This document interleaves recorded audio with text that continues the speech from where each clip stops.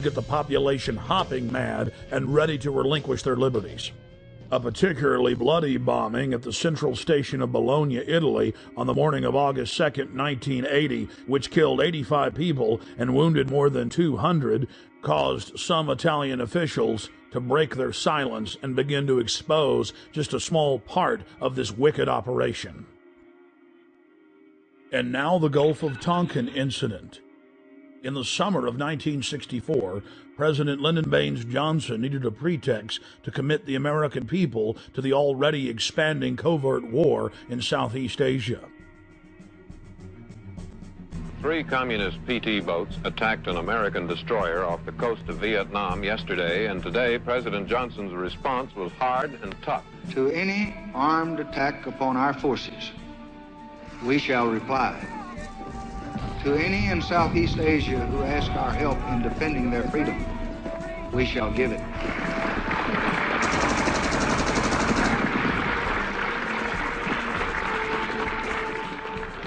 In November of 2001, the LBJ Presidential Library and Museum released tapes of phone conversations with the President and then Defense Secretary Robert McNamara, where they openly discussed plans to use the staged Gulf of Tonkin incident as a pretext to expand the war.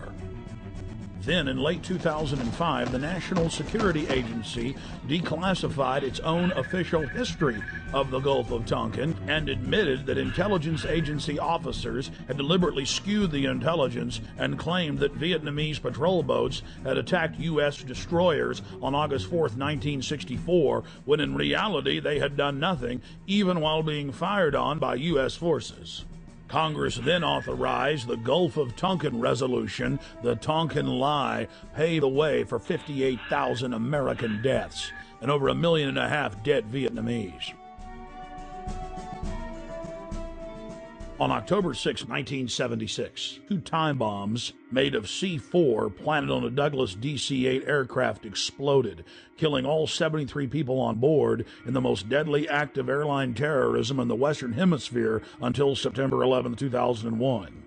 The plane was carrying Olympic athletes from 3 countries, including gold medal winners from Cuba. Declassified FBI and CIA documents show that the convicted bombers of the flight had been given U.S. visas just days before the attack, and that they were in the employ of the U.S. government. This had been reported on in respected publications for years, but has now been confirmed by multiple declassifications. Cuban plane bomber was CIA agent. Declassified U.S. government documents show that a man suspected of involvement in the bombing of a Cuban passenger plane worked for the CIA.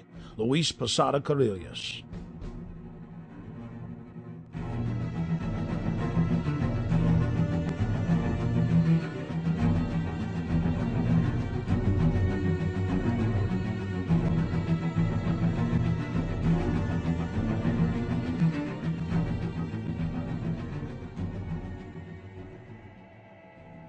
In the early 1960s, the chairman of the Joint Chiefs of Staff, Ella Lemonser, concocted a plan for false flag operations as a pretext to invade Cuba and for war with the Soviet Union.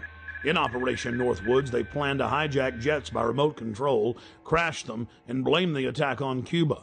There were many other terrorist attacks they planned to carry out that were contained within the document. One scenario mentioned was the destruction of a U.S. naval vessel that was to be blamed on a foreign power, as a pretext for war with any enemy they picked. President Lyndon Baines Johnson went operational with Northwoods on June 8, 1967, during the Six-Day War. During the Six-Day War between Israel and the Arab nations, the USS Liberty was sent by Johnson to collect electronic intelligence in the eastern Mediterranean. The clearly marked U.S. intelligence ship was 14 miles off the coast of Israel in international waters. A short time after the air attack had been completed, the 3 torpedo boats approached us from our starboard quarter at high speed and in an apparent torpedo launch attitude. Israeli surveillance aircraft flew low over the ship and clearly identified it as an American vessel. At 2 p.m. that afternoon, the USS Liberty was attacked by 3 Mirage 3 fighter bombers. From the onset of the attack, the fighter bombers were jamming U.S. signals. Not only were they jamming U.S. signals specifically, they were also unmarked, the only unmarked aircraft in Israel's arsenal. fighter bombers strafed the ships with their cannons, dropped conventional munitions and napalm on the ship, repeatedly from stem to stern. After the Mirages had done their work, the ship was hit by medium bomber Dassault missiles carrying napalm and other munitions like white phosphorus. The USS Liberty was then attacked by 3 Israeli torpedo boats bearing Israeli flags. The torpedo gunboats opened fire with high-caliber machine guns and launched torpedoes. A single torpedo struck the ship, blowing a hole in both sides, entering the ship and leaving a 30-foot exit hole when it exploded.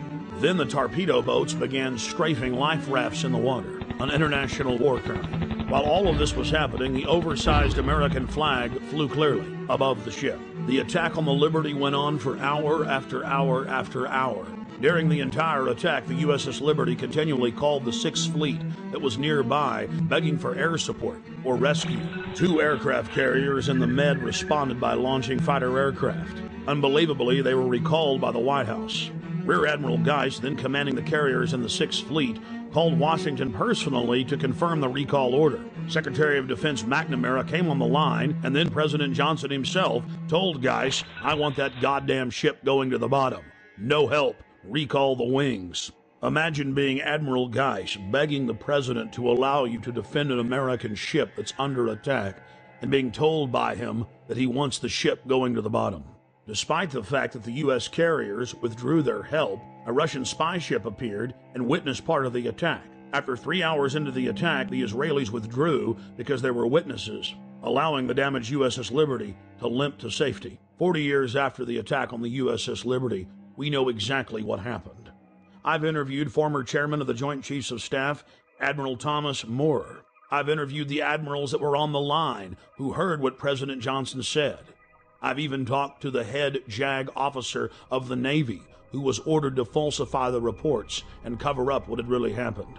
One of the Israeli pilots has gone public as well, saying that 3 times he refused over his radio to headquarters to attack the ship, saying clearly that it was an American ship in international waters and an ally. He was ordered under threat of court-martial to engage the ship. In a nutshell, this is what happened.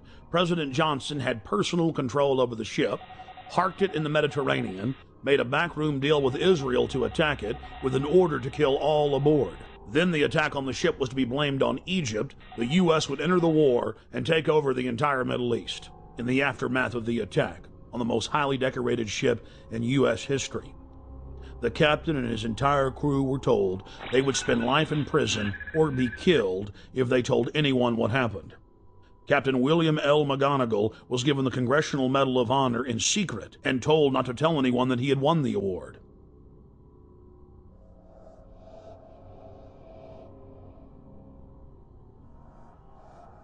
Now that we've looked at a small cross-section of historical examples of government-sponsored terrorism, let's fast forward to the horrific attacks of 7/7 in London. Prime Minister Tony Blair, leader of the Labour Party, was facing an uphill battle in parliamentary elections.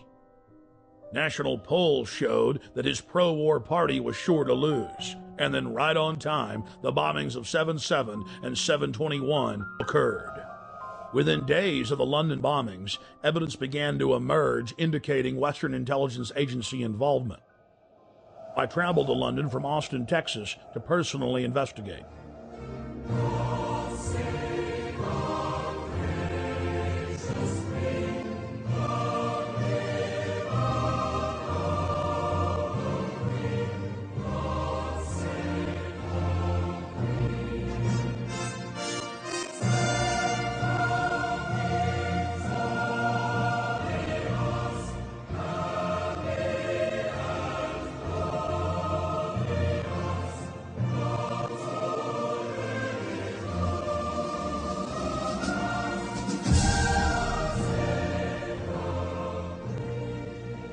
Once I arrived, I was met by Paul Joseph Watson and his brother Steve Watson, who are reporters for my news website, prisonplanet.com.